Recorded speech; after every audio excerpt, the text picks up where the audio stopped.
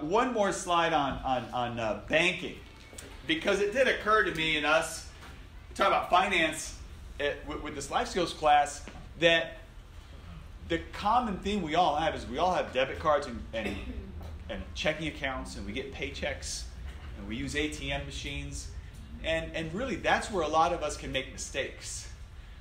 Who has ever used, a payday loan or a short-term borrowing? It's okay, we're all, Oh, yeah. a lot of us have, right? Oh, yeah. And I've known disciples who have, it's like the snowball effect, but the other way. It's the snowball effect of getting in debt, because you're borrowing money at exorbitant rates that you can't pay off. So what do? You borrow more money. And it's just painful, painful, painful. So we'll get to that down at the bottom. But just a couple of bullet points. Checking accounts. Does everyone have a checking account? Okay. Does everyone have direct deposit? Yeah. Pretty intuitive.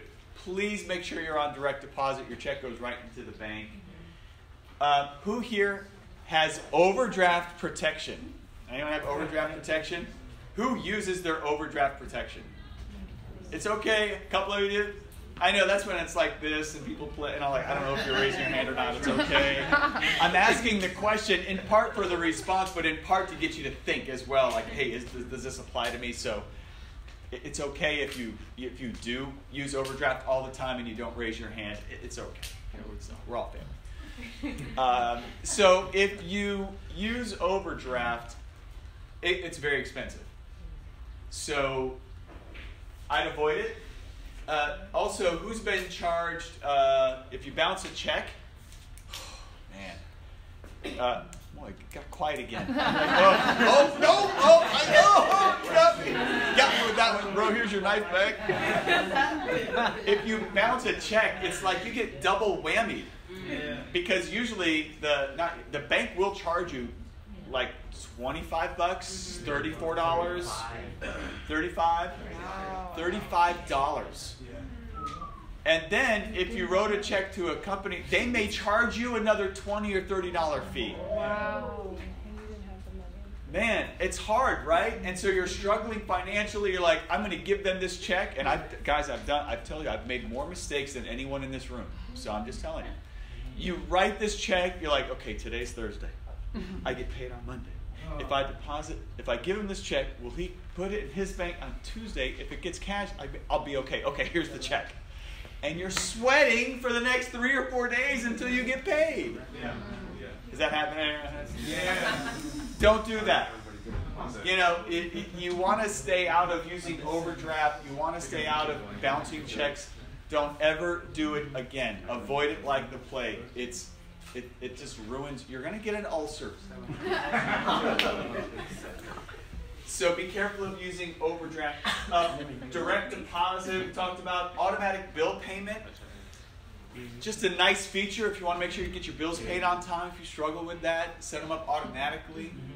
That way you don't forget anything. If something gets lost in the mail or your roommate throws your bill away and then forget the bill, then you get mad at your roommate.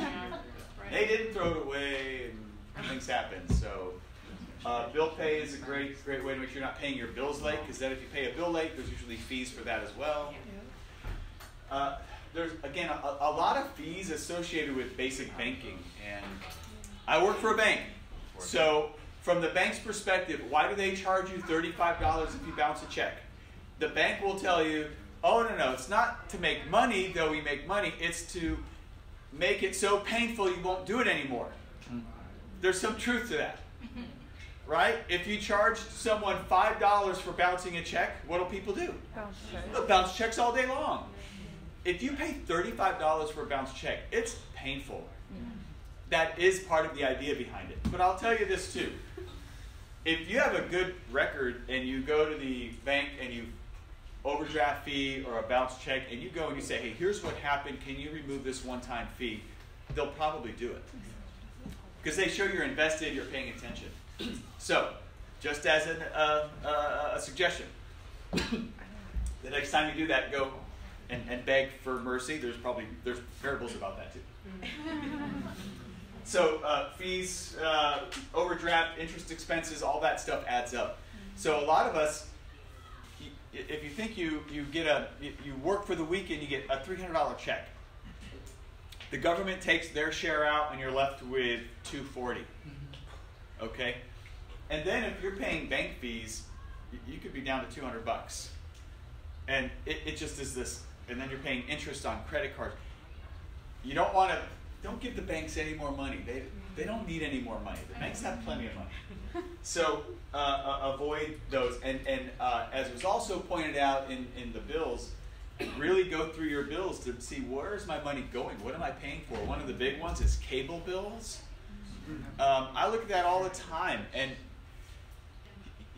make sure that you're not paying for services that you're not using.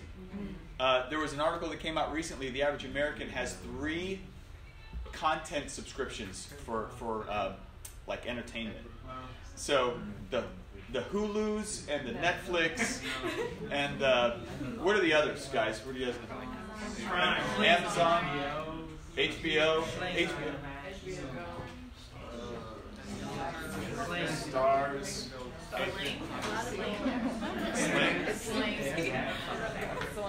So take a look at your subscriptions and maybe cut back on that stuff.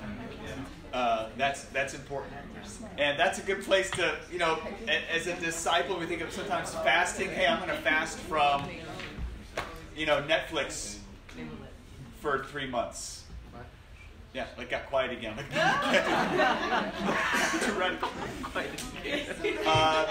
We're like, oh no, I don't have to because I'm not paying for it. I'm using my brother's anyway. So. Yep. Busted. How that works.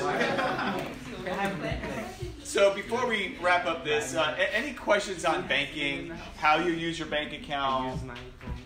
Features. I know this wasn't super in depth, but quick question. Yeah, Stephanie, question? There's these new banking things that you can do online, like the bank accounts that you can form online. What's your take on that? Yeah, online banking is the future. Every brick and mortar bank, my bank, City National, has online banking capabilities. So there is a benefit to online banks because of they're not supporting, like to pay for staff. And the physical bank is very expensive, very expensive. And so in exchange, they're going to charge you more for services, not going to give you as many benefits. A pure online bank, and I used to know them pretty well. Do you know any online banks? Everbank, I used to work for a company called Everbank. They had one of the best online banks because they didn't have branches all over. So everbank.com is one. Borrow is a new one, and they pay you $50, and then the person who refers you, they'll pay $50. So like right now, what's special, you can get $50, and everybody that you refer it to, they'll then pay you $50. So there's a lot of stuff online where you can be an associate for them and just kind of market online, and any people that you get to be a part of it. Yeah. Great. So online banking is a good way to go to reduce fees. Again, the services aren't as robust, so you have that challenge, but that's a good one. Any other questions for banking before we wrap up? All right, let's give it up once again for Professor Ryan.